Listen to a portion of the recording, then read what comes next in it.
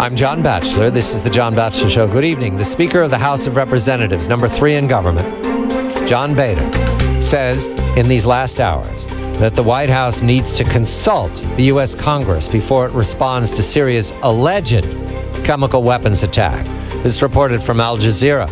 At the same time, within these last hours, the Secretary of State, addressing a live television audience, this is John Kerry, used the term moral obscenity, accusing the Assad regime of having launched the chemical weapons attack several days ago in eastern Damascus, in neighborhoods of eastern Damascus.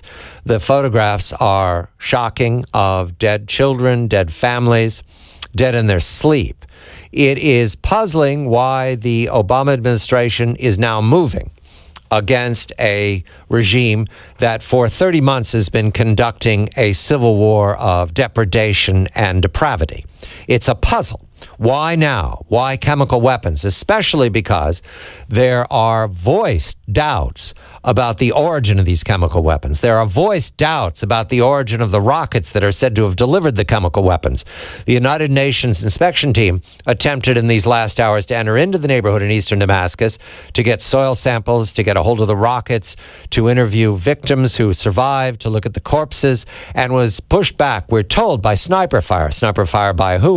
That's not filled in. In addition, the United States and Great Britain have both said through various dignitaries that they doubt that the UN inspection team can bring any hard evidence after these days. So we don't have a confirm. You will all remember in war, the first 3 reports are wrong. Reluctance is one way to approach any claims of chemical weapons, CW, WMD, used in theater. I bring my political correspondents, David Drucker of the Washington Examiner and John Fund of the National Review Online, to the microphone. We're going to get to Obamacare, which is the large issue. We're going to get to the economy, which is the large issue. What is going on in the Syrian civil war is not a major problem for the United States citizenry, is not in front of us now as we're ending our summer vacations and looking to go back to school. But it is the subject of the president's meetings over these last days. Mr. Fund, I begin with you. In 1998, we all remember Bill Clinton pushed out 3 of his major cabinet figures. I believe Madeleine Albright was one of them, speaking at a university in Ohio, I believe, making the case for the Kosovo War, for intervention. That was roundly rejected by the American people. And some days afterwards, Mr. Clinton decided to bomb Serbia, bomb Belgrade, without the United Nations permission, without the endorsement of the Congress. Mr. Obama in Libya in 2011 moved against Gaddafi's regime using United Kingdom and French warplanes and so-called coalition of the willing to push Mr. Gaddafi out. Therefore, do you think Mr. Obama is going to follow that model of Kosovo bombing or Libya attack on Gaddafi without the permission or consultation of Congress? Good evening to you, John. When was the last time a president ever consulted Congress in a serious way? That would have been President Bush for the Iraq War in 2002, 2003. Yes, and we all know that meant an enormous amount of political grief was laid on his doorstep. Right. Because, remember, Congress can't be wrong. It has to be the executive branch. The president is in a very difficult spot because a year or so ago he said there was going to be a red line if chemical weapons were used in Syria. Right. Presidents don't like to be humiliated. Rather than be humiliated, they will take decisive action when they feel that let's just say the situation isn't in peril, but their credibility is in peril.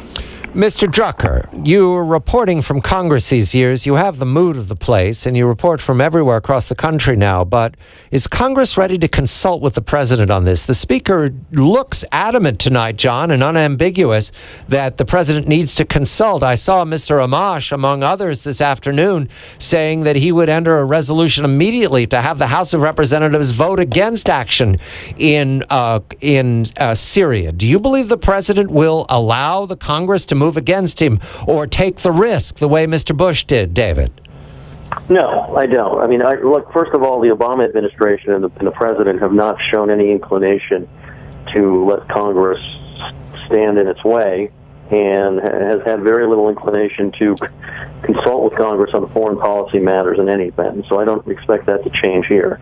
I think what's interesting is exactly how much does Congress really want to to say about this, because on the one hand, Congress is supposed to be consulted in theory, and if they look like they're abdicating that responsibility, that doesn't reflect well on them. On the other hand, I don't know how many members of Congress, other than Justin Amash, the libertarian-leaning Republican from Michigan, as you mentioned, other than him, how many members of Congress really want to vote on this? I don't think Democrats want to be forced to be put between their president, and an American public that is very hesitant to get involved in any conflict of any kind for any reason. And, Republicans, I think, are split between their more hawkish wing, the traditional wing on that front over the last 30 or 40 years, versus this sort of up-and-coming libertarian wing that wants retrenchment. So I think it's a very complicated political issue for both the legislative and the executive branch. All right, gentlemen, I go along with your remarks that the president will bypass Congress with some consultation, perhaps around the edges. But, John, Fund, why are they doing this? Can we figure out what the politics of? Last week we were rating colleges and we were cutting a year of law school out. Everybody would agree that a great start to curing the economy is cutting law school out, or just 1 year will do. So, and this week we're talking about war. How does this gain the president? I'm struggling to find the political advantage here, John.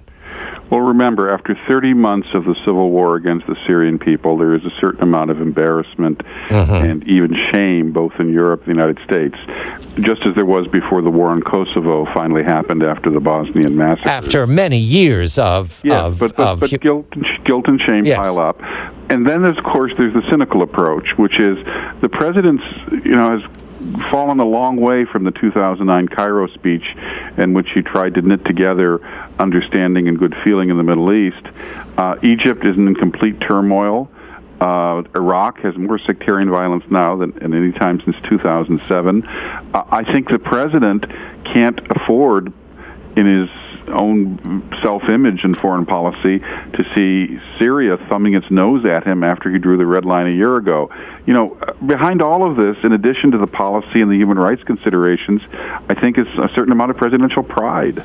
Mr. Drucker, firing Tomahawk missiles or JDAMs into Syria isn't going to calm it down. Can we go along with that, David? It isn't going to end it. It's going to make it worse. It's going to be a waste of a couple of Tomahawks. And afterwards, the Assad regime will respond. They're not losing the civil war. Mr. Gaddafi was on the run. He had very few allies. John, this is a much different situation than Libya, where that dictator there was on the run. He had no allies in the world. And so what you're dealing with here are a couple of things. First of all, we know that sometimes a president has to act on the national stage, even when the American public doesn't want him to, because a president understands his responsibility goes beyond, in terms of foreign policy, what the public wants at any given time, and he knows what the consequences can be of inaction and ignoring things. But here it's complicated. You have the Russians supporting Assad. That's a big factor. You have Iran supporting Assad. And China. And you have Assad, who's willing to use chemical weapons against his own people, which shows you that there is really no deterrent. So if you're going to go in, you need to go in. What's curious to me is that the president set a red line, which he ignored. He used a lot of reasoning, such as, we don't have clear evidence of a chain of custody of this, that, and the other. And today, although it wasn't the president speaking, which told me that I'm not convinced exactly how active the president really wants to be here, despite most people disagreeing with me and believing he's setting the stage for some sort of major military move.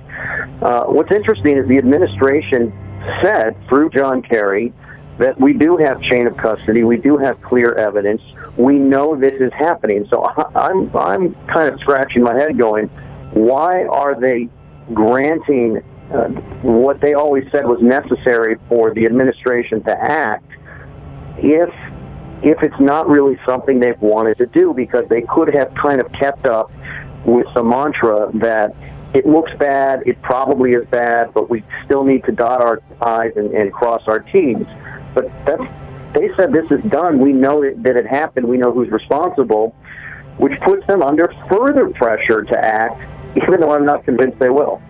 David Drucker of the Washington Examiner, John Fund of the National Review Online. When we come back, Obamacare, immigration reform, what Congress faces when it comes back, except, of course, not the Syrian war notwithstanding. I'm John Batchelor. This is The John Batchelor Show.